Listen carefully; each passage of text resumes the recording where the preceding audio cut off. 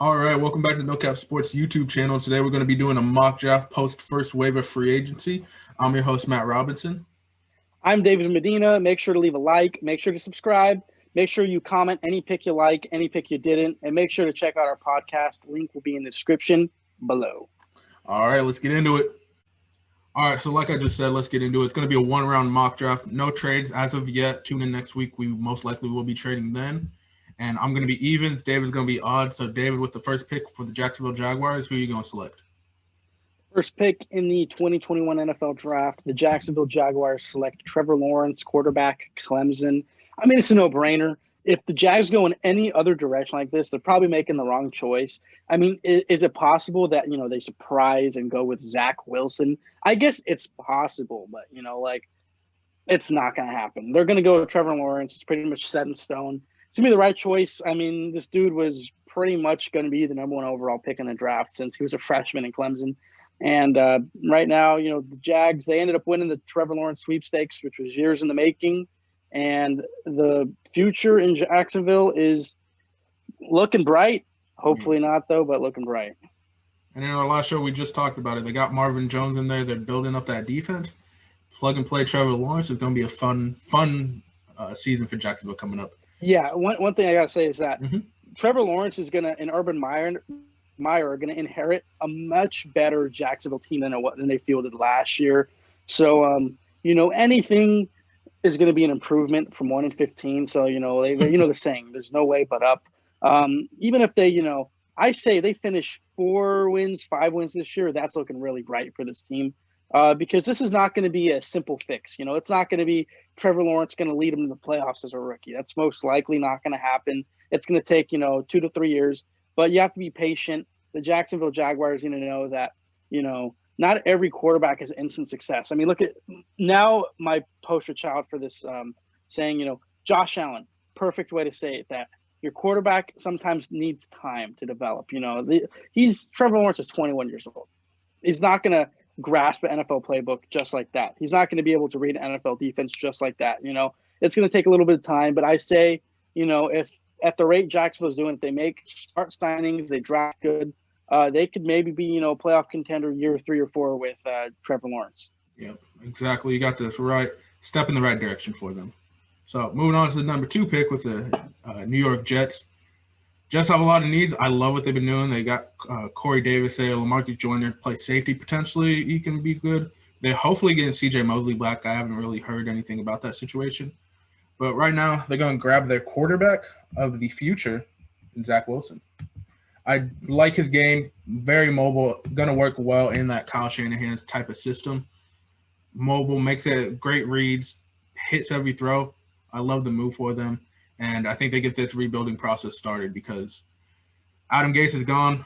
Everyone else will be unleashed. That's what we've learned after Adam Gase leaves anywhere. If you leave Adam Gase, you will be successful. This is the step for them to be successful. Get your quarterback in there. See what happens with Sam Darnold. Maybe try them out. Maybe Sam Darnold does start. Maybe trade him away. Get maybe a second, third round pick potentially for him. I don't know his market right now too well. But I think you got to get your quarterback. You just got to get your guy.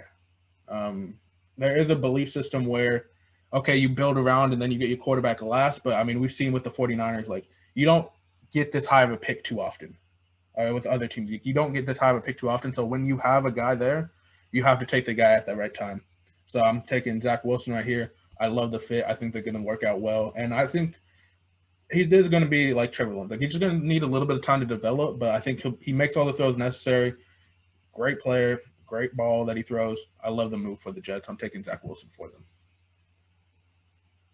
And then with the third pick, I mean, this is an interesting one because, you could see the needs of the Dolphins team listed. They did just sign Will Fuller. They're in a position. They could take, another one of these stud receivers. They got Penny Sewell right there. This is a hard one. This is a very hard one. This is a spot where we'd most likely see them trade out of. Yeah, because I think that, would Sewell be he's a generational prospect, and he's a surefire thing in my opinion. But I just don't think that, it's that pressing of a need for them at number 3. I think, like you said, this is a situation where they trade down. But, I don't think that Will Fuller is exactly going to turn that wide receiver core around. So let's go with the wide receiver. Let's go with, man, this is hard. I know that Jalen Waddle on these rankings is listed as the number 1 receiver, but to me, it's between Devontae Smith and Jamar Chase. I'm going to go with that Tua familiarity. I'm going to go Devontae Smith, the Heisman winner.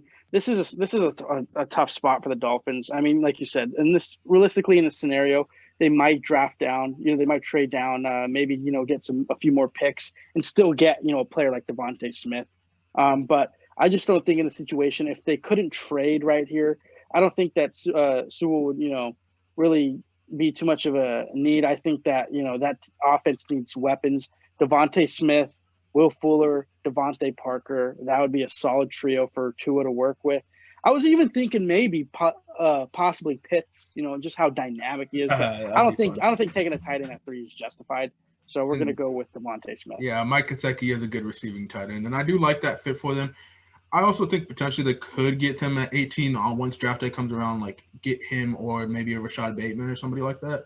But I think the familiarity, great route runners, just do you trust his size? And if the Dolphins do, this is he pulled the trigger on this immediately. But yeah, moving on to the Atlanta Falcons. Now, this is an interesting situation because I do want to draft a quarterback of the future. The problem is Matt Ryan is their quarterback of the future. Like, that's set in stone. It's in their contract. They release him this year. The dead cap hits $65 million. They release him next year. Dead cap is $40 million. They're stuck with him the next 2 years. And then even the year after that, it's $15 million dead cap in 2022 or 2023 when his contract ends. I just think they're locked into him. They're stuck with him for too long. So they have a solid team. I liked Calvin Ridley. I like Julio Jones. Russell Gage proved to be a great third option. And I'm going to give them a defensive player. And now we've talked about this. I don't think we've talked about this before. I'm going to give them Micah Parsons. I love his game. He can do everything. It's just the off-the-field stuff, honestly, that's making him move down boards. That's the only reason. He has all the talent in the world, be a great linebacker, lead that defense, because they got a whole new coaching staff in there. They got a whole new general manager in there. I think to create a new culture, they bring him in. And, they have the players there, they have the leaders in the locker room, I think, to not keep a check on him, but just keep an eye on him and just make sure he's on the right path. And he's going to be a leader for this Atlanta Falcons defense, hopefully for years to come. Yeah, I think that's a great pick right there. It's funny, in our first mock draft that we did, he, landed somewhere like 15 of the Patriots. Thing is, he really has the talent to go top 5. Like you said, it's just his not just minor off-field issues. I feel like they're most glaring off-field issues, but I feel like the Falcons, with the players they have in that locker room, they're kind of no nonsense. So got a lot of veterans that can maybe get his head right, because no doubt the guy could ball. That's not a question. It's whether he could, make sure he's on the field. Make sure that his off-field issues doesn't prevent him from being on there. I think that's a good pick. Now with the Bengals, in our last mock draft at the spot, I ended up taking Jamar Chase. This time mixing it up, going with the just absolutely glaring need. It's going to be a no-brainer. You know who I'm going to take for them. It's going to be Sewell. They're going to need it. And I know too, you could even argue that they might need a receiver now because, AJ Green, we said it. He's a shell of himself, but he left. But a receiver, you could get serviceable receivers later in the draft. Around 2 to 7. A guy like Penei Sewell, he's gonna be Joe Burrow's best friend for a while if they do draft him. Yeah, and I love the move. They just signed Riley Reif, but Riley Reif said he's gonna be playing right tackle.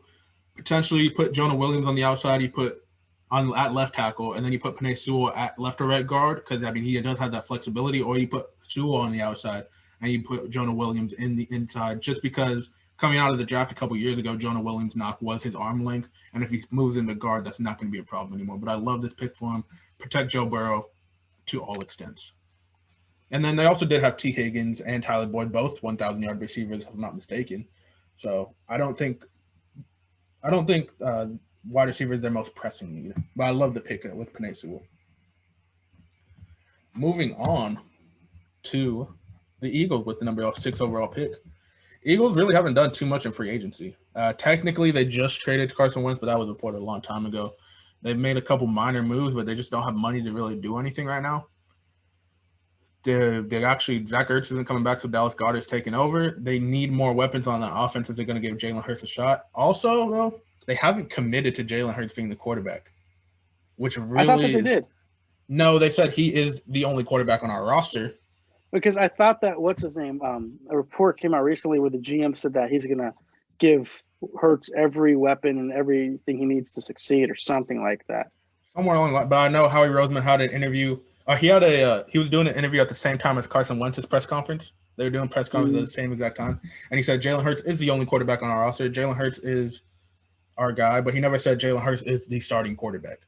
So that leads me to believe that potentially if their guy is here, they'll take him. But I don't think their guy's here. And so I'm going to be taking a wide receiver, which they desperately need. Deshaun Jackson, he got released. Alshon Jeffrey got released. Both of those guys were shells on themselves. I honestly think I love Jalen Waddle's game. He's Tyreek Hill potential, but I like what Jamar Chase does better. He separates, he gets open, great route runner, instant day one starter. He can be a number one.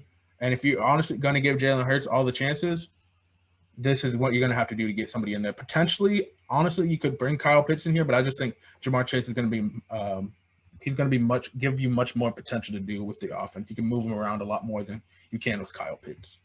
So that's why I'm taking Jamar Chase for the Philadelphia Eagles. Yeah, I think that's a really solid pick right there. If they do stick with Hurts, they're going to need weapons, and that's going to be a weapon that could be on that team for a long time. If he gets his targets, if they treat him right, I think that's a great pick. And on the topic of receivers, we're now on the Lions. Lions picking here at number 7.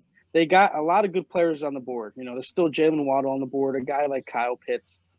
Even though they do have, T.J. Hawkinson, but so I'm not going to pick Pitts. They need a cornerback. They had Eric Ebron. They had Brandon Pettigrew. They got T.J. Hawkinson. The first round tight ends coming Lions way. Top 10 tight ends. But, Caleb Farley also here, great cornerback. But I think that, if they think that – I think they should give Goff a chance. Even we'll see how it works out. But if they want Goff to be their guy, they're going to need to give him some weapons too, especially with, Marvin Jones signing with the Jaguars, Kenny Golladay most likely leaving there. So they need someone, and I'm going to give them Jalen Waddle out of Alabama. Jared Goff is going to have a speedster there in Detroit. If he's going to succeed, he's going to need a guy like this, and what a weapon to have. Yeah, that'll be fun to watch in that offense. Give him to Dan Campbell. Dan Campbell's going to have some quotes about him, and I can't wait for that. So moving on, though, to the number 8 overall pick with the Carolina Panthers, I'm going to get them their next quarterback. Right here, Teddy Bridgewater, he was a stopgap. We all knew that from the contract he signed. It was 3 years, $63 million, somewhere around there. Going into the second year of the contract, have him sit behind for a year, maybe a few games, and then you're going to get Justin Fields in there. We saw yesterday, I don't know if you saw his Twitter account, but he posted that he ran a 4.42. He's trying to get into the 4.3s by Ohio State's Pro Day. If he runs 4.3s, that would definitely be wild. But, he ran a 4.4, 140, crazy speed. Honestly, I thought he was going to be like more of a 4.48, maybe 4.55 guy. But he showed it. He has the speed, and he has the processing ability. I don't think he's going to be a day one starter, but, you have Teddy Bridgewater. You can build around them. I love what the Panthers are doing. Let Joe Brady help him along. I love this move for the Carolina Panthers, and honestly, man, it's going to be fun to watch if he gets to take hold of the reins there in his first year or second year. Yeah, I think that would be a really good pick for them. Justin Fields, I think, is a great quarterback, and I think he would do well there. Now moving on to the Broncos. The Broncos, they have options here. If you listen to this podcast, anyone here knows how I feel about Drew Lock. I don't think is the answer.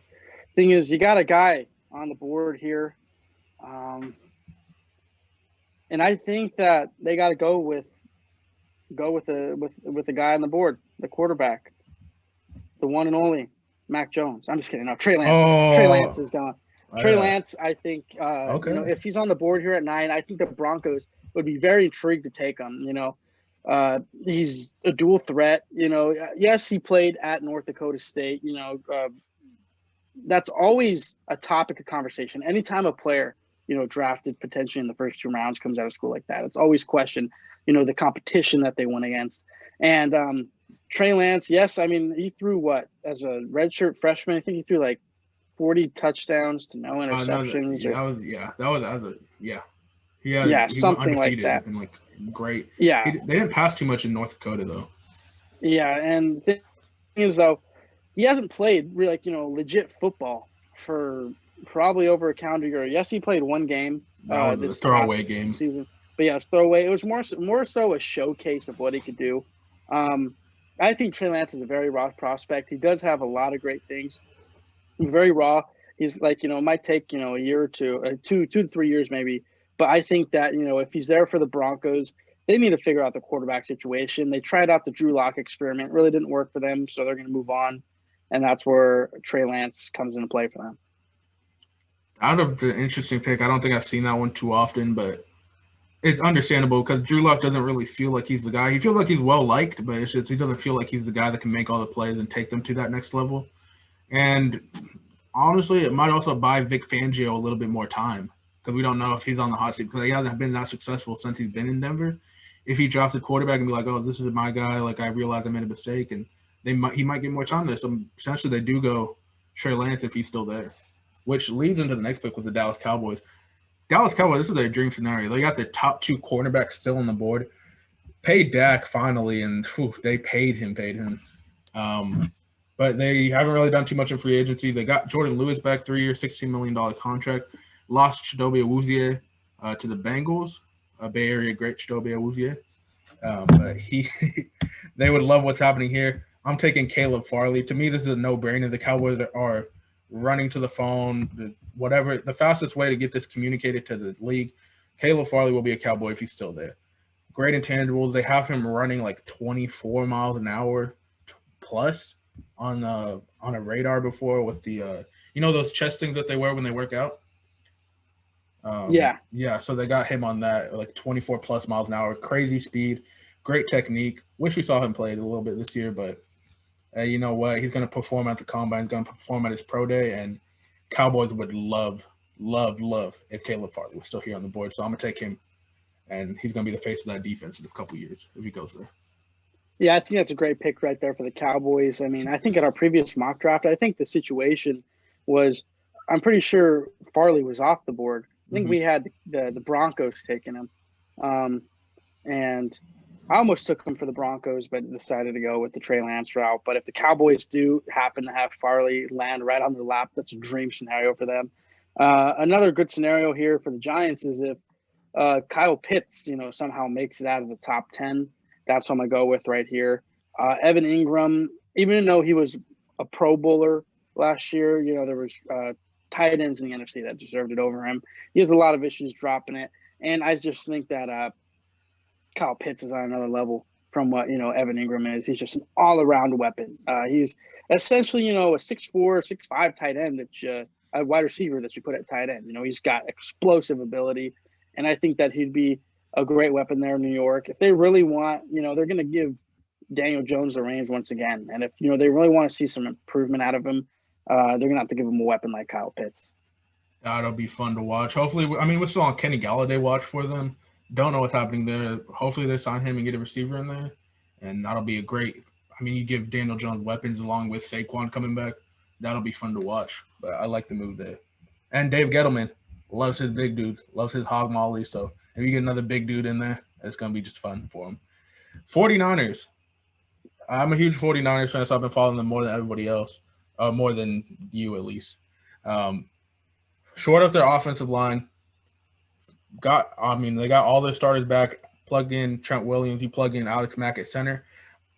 I would like Rashawn Slater. He's still here, but I don't know if he's as necessary as a pick right now because Daniel Brunskill didn't resign. If Williams didn't resign or they didn't fill it one of their offensive line spots, I would love Rashawn Slater right here.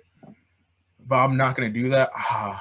There's 2 guys I'm going up against right now. The 2 guys I'm bouncing in between my mind, both edge rushers, just because we saw last year they were somewhat productive, but if D4 is not on the same field at the same time as Nick Bosa, they're not productive. Nick Bosa is just getting double teamed. They need somebody opposite of. They really just need somebody opposite of Nick Bosa that can rush the quarterback. Eric Armstead's more of a run guy, and on passing downs, you should shift him on the inside. They need another guy on the edge. I love Russo's game, but I just think Jalen Phillips is going to be the pick right here. Great technique. He showed it against top ACC players, always making the right plays. Niners, a couple years ago, they did pick Joe Williams, so they're not afraid to take people that have quit after football and came back to it. But they might be gun shy and they might not take Jalen Phillips here, but they really need somebody opposite of Bosa. I think you put him there, you move Eric Armstead back in, got DJ Jones. It would be the right move here. Potentially could have gone Patrick Surtain. Honestly, forgot he was on the board, but I still like my pick here. Niners do need another couple cornerbacks. We'll see what they do there, but I think that edge rushing need is going to be just as important as that cornerback position, so we'll see what happens. So they did have their two top returning starters at cornerback comeback. Wow, so the Niners sticking with their philosophy, spending first rounders on that D line, building those trenches. It all came together for them in 2019, and you're right. A pick like that will really help, Bosa, because Bosa excels when he has help on the opposite side of him. So that would be, I think a good situation for them. Good situation for the Chargers right here. They signed Corey Linsley, and still offensive line is going to be in need. They're going to want to protect their prized possession in Justin Herbert. And what perfect offensive tackle to land to them right here than Rashawn Slater. I think that they need still need some offensive line help, and I think that Rashawn Slater will really bolster that line and make sure that Justin Herbert has a little more time to throw it, because I think he's going to be special. Chargers just need to do a good job of building a solid team around him, and that starts with building a solid line. I really like that move for them. Honestly, wish he was here for the Vikings, because the Vikings have so many offensive line needs that could plug them out almost anywhere. But I love the move for the Chargers. They got Corey Linsley. They signed Matt, I forget his last name, the tackle from the Pittsburgh Steelers. I believe he's going to be their right tackle. So Rashawn Slater perfectly can slide in at that left tackle spot or replace Trey Turner, who they just released. So this does lead me to the Vikings pick at number 14. Did release Riley Reef. Already had interior O-line needs. Do have Brian O'Neill, I believe is his name, their tackle. I'm be mad at myself if I got that wrong. But I know he came out of Pittsburgh. I'm going to take Christian Darrisaw for them right here. I do like the versatility of Rashawn Slater, but I think Darrisaw, if you're just looking for a strict tackle, is going to be a much more technically sound player than Vera Tucker would be if you're playing him on the edge. And I think the tackle position is going to be just more important than the interior offensive line right now. So I'm taking Christian Darrisaw for them, plug-and-play starter, and Dalvin Cook's going to get himself another 1,500 yards running behind him. That'd be a really good pickup for the Vikings. Now up to the Patriots. Much different situation. In our first mock draft, at the spot, they picked up Micah Parsons, Perfect guy. Mac Jones. Last week we got Mac Jones up in there. Really? Yes, we did. You weren't here because you were out sick, but we got Mac Jones in here. Potential. But go ahead. Who are you going to take? I was thinking what quarterbacks are available because, I'm looking at this list and Kyle Trask. We're trying to do realistic. Kyle Trask, I don't think he's sniffing anywhere near the first round. Trying to pick good players. Mac Jones, I think, will sniff the first round. You know what? Let's have him sniffing this number 15 pick right here. Okay. 2 weeks in a row. All right. Speak it into existence. I know, and also, too, yes, I know that Cam Newton, since that mock draft last week, Cam Newton re-signed that 1 year, $13 million deal. Only $5 million guaranteed, though. Yeah, finally. So, it's very low risk for the Patriots. If he starts performing like he did last year, even with all these weapons, it would be great to have, a plan B like Mac Jones, because there's a chance that Cam's arm really is shot, and I think Mac Jones, he just kind of feels like a Patriot quarterback to me. I don't know why. And let's have him going here, number 15. He can make all the throws necessary. I mean, what you want me? He's a great leader. He's a winner. That's not really talking about his technique. He has great footwork, and I think that's what is going to be very valuable to the Patriots. But I don't know. You said it. Like, it just feels like a Patriots pick. But moving on to number 16, Arizona Cardinals. This is where it gets a little bit weird because they did sign Rodney Hudson. They do have J.J. Watt. So I don't think they go interior offensive line. I think they do go off interior offensive line. I think they go Elijah Vera Tucker. Put him right next to Rodney Hudson. You get this whole thing going. You're protecting Kyler Murray, giving him time to get to A.J. Green potentially. Get Christian Kirk the ball.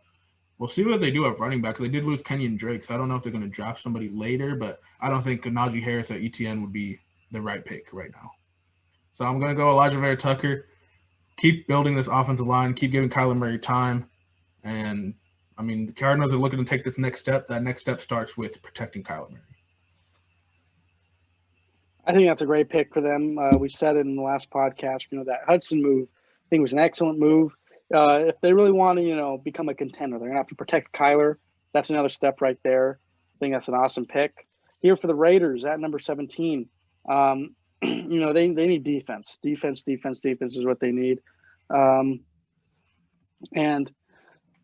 I see two linebackers right here, both Baron Browning, Jeremiah Owusu,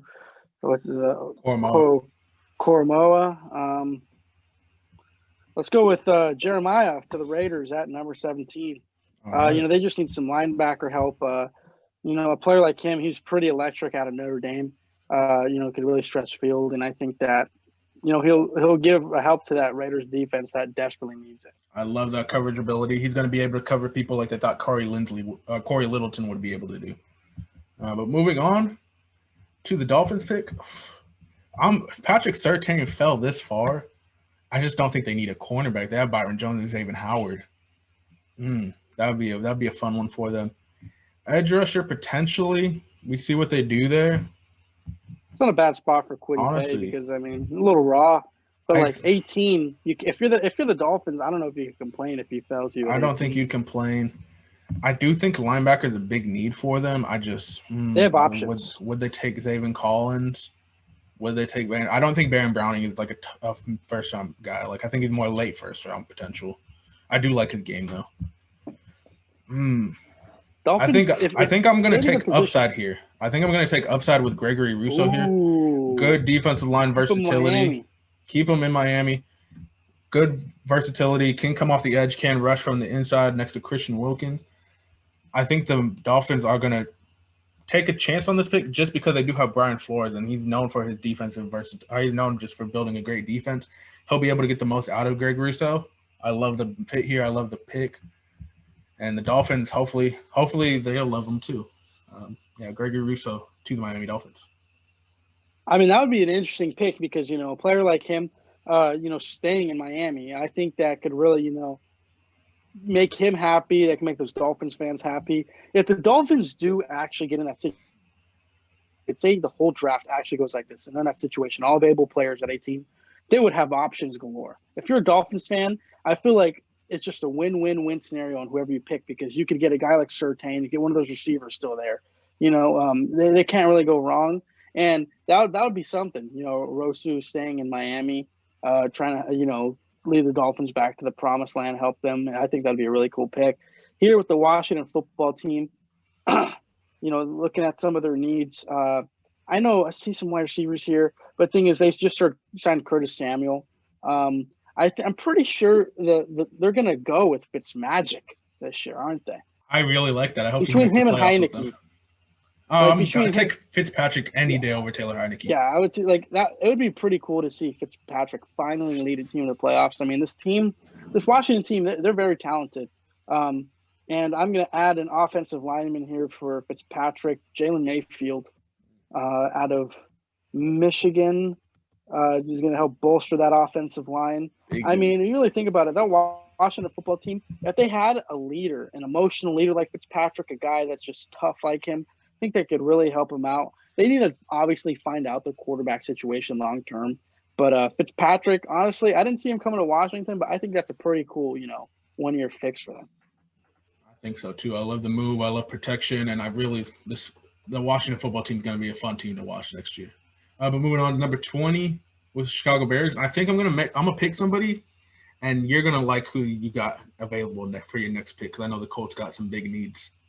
But for this pick, I mean, we saw Andy Dalton is their starter. There's no quarterback here that I'm gonna take.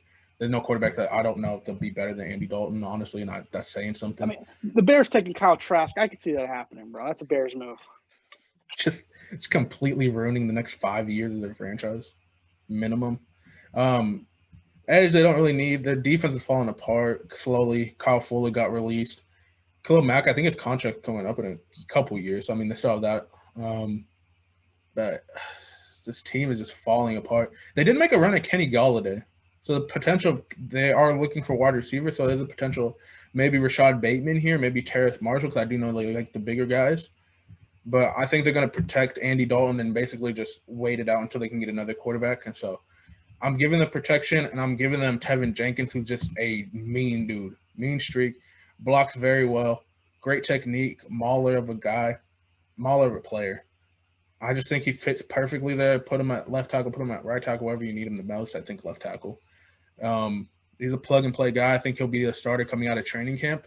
And the Chicago Bears team, I mean, it's going to be a longer rebuild than what I think every Bears fans hope for. So you just start building the trenches. You get Tevin Jenkins gets to go up against Khalil Mack, Akeem Hicks, whoever they put on the edge every single day.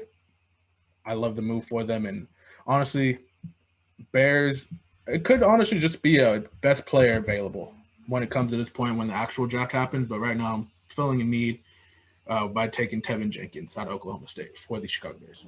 Who you got with the number 21 pick? So, I mean, as we see, you're in full Colts gear. So you know what you're talking about. I mean, if I was a Colts fan, I'd be really happy in the situation. I mean, one of the biggest needs, I think, is left tackle. But when you look at, some of the players available at the moment, and you see some of those offensive tackle prospects, you still got guys like Raiden, Eichenberg, Cosme. I think that they could potentially snag one of those guys, maybe trade up in the second round to get them. I just think that some of the guys that are available are just too good. I mean, they need either a corner or a receiver, and having both Surtain and Rashad Bateman right here, absolutely insane. I think that Rashad Bateman would be a great weapon for Carson Wentz, but you did mention it before that he is a bit similar to Michael Pittman, just kind of the play style a little bit. But I think that as in last year's draft as well, there's going to be some other guys available. Like I said, round 2 or later, serviceable receivers. I think if Patrick Surtain is here for Indy, they got to take him. They at the moment their cornerback room consists of Rocky Sin, Kenny Moore, and I think TJ Carey. Yeah, Kenny Moore's good. Really good. If TJ Carey's your third corner, you need hope. Yeah, exactly. So, yes, Rashad Bateman, I think, would be an electric player to pair with Wentz, but Surtain, if he's right here with that, the glaring need at corner, they still haven't re-signed Xavier Rhodes yet. So they need to get to that, but I think Surtain is too good to pass up. So I would most definitely take him around the situation. I love the move. I thought that's where you're going to go when I didn't take him with the Bears. I just think the Bears, they released Kyle Fuller. They have way more needs, but I love the move. Rebuilds that the Colts don't have that many needs too, but hopefully we'll see them. Maybe they potentially sign Alejandro Villanueva to fill that left tackle spot for a year. But moving on to Tennessee Titans, another AFC South team, number 22 overall pick, gave a huge contract to Bud Dupree. You can hear if you go listen to the podcast, you'll hear my reaction to that signing. It's 5 years, $82.5 million. Don't think you should have paid that much for him. But they filled their edge rushing need, top needs, cornerback, maybe potentially. I don't like the cornerbacks here. I mean, Greg Newsome, I can see him fitting here. J.C. Horn, I think they don't want him at all. Honestly, it's just too grabby, too much of a project. I think Greg Newsome will be more of a starter. I'm going to take Rashad Bateman here, though. I'm going to replace Corey Davis just because You lost Corey Davis and Johnny Smith for these Tennessee Titans, so you really just have A.J. Brown. You need another weapon on that team to at least keep teams honest while you are running the ball with Derrick Henry. Getting that other player is going to be Rashad Bateman. We saw what he ran, 4.39 a few weeks ago now. Fits that Corey Davis mold, and I think he'll just fit in seamlessly there, and hopefully that offense doesn't skip a beat, but we'll see what happens. Yeah, I was going to actually, I was thinking the same thing with the departure of Corey Davis. Rashad Bateman is a very good replacement right there, big body receiver. And it leads into the next pick with the Jets, getting Corey Davis. If I remember in the last mock draft, I had them Bateman landing here, but, Corey Davis going there. Need isn't as much. They need an edge. And if Kwity Paye fell this far to the Jets, I think that they would gladly take him.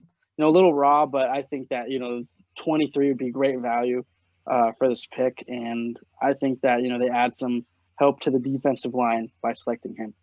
Ooh, I like that move for him. And they do have time to build there, so they just need another rusher. They did sign who did they just sign? I'm blanking on it. It's not Trey Hendrickson. Carl Lawson. They signed Carl Lawson from the Bengals to get 2 edge rushers in there. I like that move for them. I mean, Robert Saleh implementing it on offense. On defense. We'll see what Jeff Ulbrich does. That was a surprising pick for defensive coordinator, but we'll get that bug off my face, and then we'll keep going. But, yeah, Kwity Paye on the opposite side of Carl Lawson. That'll be fun to watch. But moving on to the next pick, we have the Pittsburgh Steelers, and they lost both their tackles. Villanueva, he's not coming back, so he hasn't retired, so potentially we might see a reunion there, but they also lost their right tackle to the Chargers. They need somebody else. I think they'll like Dylan Radins, but I don't know if they'll just like because he went to North Dakota State, didn't go against top talent. I think they're going to take I'm fighting between Liam Eichenberg and Sammy Cosmi just because Cosmi does offer good potential, but I think Eichenberg is just one of those guys where it's just big dude, can block almost anybody. Very refined technically. I like the move for them. It's just it's interesting to see what they'll do here just because they do have other needs. They did re-sign Juju, but honestly, it's going to be between Eichenberg and Cosmi just because they're D1 players, honestly. I like Radins, but I think he's more of just a project. He might be better over the long term, but over the first couple years, he's going to have to be taking his lumps. So I'm going to give Eichenberg to the Steelers. And so you're up. Number 25 is the Jacksonville Jaguars. And what are you going to do to help out Trevor Lawrence? Or potentially not?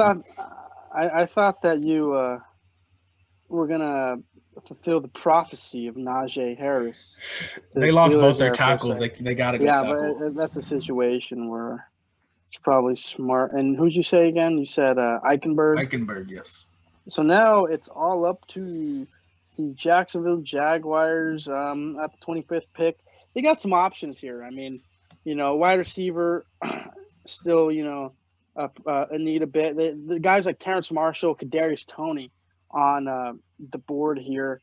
Thing is, the Jaguars right now, the wide receiver core they gave for T-Law is Marvin Jones, DJ Chark, and Laviska Shenault. And I feel like all three of those guys are a little bit taller, right? Well, I know Marshall's Chark 6'4". 6'4". Yeah. Shenault's like bigger, I think. Shenault's like 6'2", 6'1", but he's 6'2". And then Marvin Jones is like what, 6'1" or so? 6'1", but yeah, he's a great route runner. He's a great number 2. I love the move for that. So yeah, I mean, if you got solid receivers like that right there, I don't know if you need to be taking a guy in the first round. I mean, Terrence Marshall, they already got bigger guys. It would be interesting to see them maybe mix it up with a guy like Kadarius Toney, a little bit smaller, speed guy, a good weapon for T-Law. But I think offensive tackle is still a need for them. And you were talking about Radins, being a little more of a project. They would need a little more results. I know that Cosmi is also a little project as well, but he did play against better competition. And I think that he would be a good long-term solution with T-Law. So I'll take Cosmi right here. Build that offensive line for the Jags. Like that. I mean, we don't know what Cam Robinson's going to do after this year. Did only sign him to a franchise tag. Don't know if they're going to get a long-term deal figured out there. Love the move right there. Now we get to the Browns, who made one of – if you go listen to our podcast, the Browns made one of the best moves in free agency, signing John Johnson. I absolutely love that move for them. They also did get Anthony Walker from the Colts, so they filled part of their linebacker need. It's just they need somebody opposite of Myles Garrett. They need somebody opposite of Myles Garrett. I wish if Cody Pay was here, or honestly, if Phillips or Russo was here, I would jump on the opportunity to take one of them, just because I feel like he fits their need there. Azeez Ojulari, freak dude though. Long arms. I think he ran. I forget what he ran, but he's built a little bit weird, but a little bit funky. It's fun there. Maybe look for somebody to potentially. Yeah, I think they're gonna do this. I'm gonna have them take J.C. Horn right here. Put somebody opposite Denzel Ward. Mitchell, the cornerback that was opposite of him last year. I like him more as a backup. I don't want him starting all the time. I think Greg Newsome is a plug-and-play guy. Not plug-and-play, but he'll take his lumps. But if you got him going up against Odell and going up against Jarvis Landry every day, that'll get him refined, and I love his technique. I think he sneaks his way into the first round, and I just don't think there's anybody worth taking right there for the Browns. I think Newsome will have more of an impact than if they got an edge rusher. So now next we got the Ravens. Seeing some of their needs. I have a guy in mind right here, right off the bat. I see that wide receiver is that third need right there. I think that Lamar needs a big body target that he could really, build a connection with. Kadarius Toney is very similar, I guess, to a Marquise Brown, what he already has. Tiny guy. And there's a big body guy right here, Terrence Marshall. I think he's like 6'3", 6'4". I think that, they need to draft someone like that, someone that Lamar could, throw jump balls to, could, throw it high and, his receiver's going to come down and make a play. And I think Terrence Marshall is going to be that guy there for the Ravens. I like that. All right. I really do like that move for them. I think missing out on Corey Davis is going to be – this is the consolation prize for missing out on Corey Davis in free agency. So moving on to another 28 pick with the New Orleans Saints. Saints, they got under the cap. They did have to release a lot of guys. Cornerback, potentially Eric Stokes makes it here. He did run a good 40. Solid technique. J.C. Horn's a bit grabby, and I did take him here a couple weeks ago. Edge, I don't think there's anybody. Honestly, safety wasn't need. I don't know what they're going to do with Marcus Williams, but the only safety that I would take in the first round is Trayvon Merrick. As long as Marcus Williams is on the team, I don't think that's an absolute need right now. So it's kind of a weird pick to have. I think they lost an edge rusher in Trey Hendrickson. They already have one solid cornerback. I'm going to give them another edge rusher, and I'm going to give them Azeez Ojulari. Speed guy coming off the edge, going to be fun to watch. The Saints honestly always have at least – I think this is also making up for the Marcus Davenport pick because we saw that whiffed a few years ago. They've been looking for some edge rushing help. They lost Trey Hendrickson. I think you just plug in Azeez Ojulari, make him predominantly, at least his first year, just a third down guy, maybe coming on passing situations, a rotational guy, and then eventually he works his way into it. But I like the move here. Just get more pressure off the edge. That's what the Saints need because this defense, they're really solid, but I think they need help up front because they did lose a few guys. Cam Jordan on one side, get that speed on the other side, attacking all the quarterbacks in the NFC South. All right, you're up with the number 29 overall pick with the Green Bay Packers. Right now, I'm not too many offensive tackles on the board. Really, only guy worth taking is Radens. Other than that, I'm going to go with the route of either a corner or a receiver. A receiver, we talked about this. In this, I was drafting for the Packers in a first mock draft. Came down to this, and I selected Terrence Marshall for them. We talked about how the Packers always kind of go with they have a mold of the receivers. They want bigger guys, and everything. Big, fat, and no one fits the mold of that right here. You got both Kadarius Toney and Rondale Moore, both very fast guys, but not very tall. I think that Kevin King had an abysmal end to his Packer career. They're going to have to need a corner, and you talk about how 25 and on is a great spot for this player. Then you know what I'm talking about. We're going to take J.C. Horn, corner for the Packers. They need some corner help right there, and if he really gets some of that grabbing stuff, taken care of, if he could really, become a somewhat shutdown corner. Him and Jair Alexander could be a deadly combo, but that's if he really adapts to the NFL game, if you make sure he isn't so grabby. A lot of obviously, what ifs, but I'm going to take him right here for the Packers at 29. I really like the move for them. And yeah, Jair Alexander is electric, but they do need somebody on the other side just because Kevin King, we saw him get dusted a few times last year. But I'm up number 30 with the Buffalo Bills. Yes, they do need somebody on the opposite side of Tre'Davious White. They've re-signed almost all their key free agents, though. Like, they got Matt Milano, they got Darrell Williams. I think they re-signed another guard. So I'm going to take a luxury pick here of running back. They did draft Zach Moss last year and Devin Singletary, I believe, the year before. I'm going to give them a difference maker. I'm going to give them Najee Harris. I mean, that's just a big dude, mauls people over. You have Josh Allen, Najee Harris. They signed Emmanuel Sanders, so I really like this move for them with Stephon Diggs. Oh, my God. I think this is what takes this Bills offense to the next level. Give them a really solid running back, really good running back in Najee Harris. Yeah, I think that would be pretty good. It's weird. Allen's first 2 years on the Bills, it seemed like the Bills were more of a run-first team. Obviously this last year, Allen became one of the most electric passers in the league. But if he had a running back, a big, bruiser like Najee Harris, it could bring that run game back there, and I feel like that can make that Buffalo offense more dynamic because you're going to have a guy like that. You could also have Josh Allen with the quarterback option, obviously the RPO. I feel like Najee Harris would add, or even ETN for that matter, would add just a dynamic, a dynamic aspect of the Bills that we didn't quite see last year. Don't get me wrong, they were dynamic, but the run game just really wasn't working for them last year. And if they get that working this year, that offense is really going to take it to the next level. I like that pick right there. Another part of my thinking of this is just we've seen it with Derrick Henry. Once it gets later in the year, once it gets colder, no one likes tackling these big dudes. If you get Najee up in there, that's just another person you have to tackle, and he's going to be hurting people there. All right, but that would be number 31. That'd be an electric pick. It would. Here for 31 with the Chiefs. Two big needs, 3 big needs, I guess. And they got some players that could potentially fill this. If they want to go the route of offensive tackle, they could take Radens.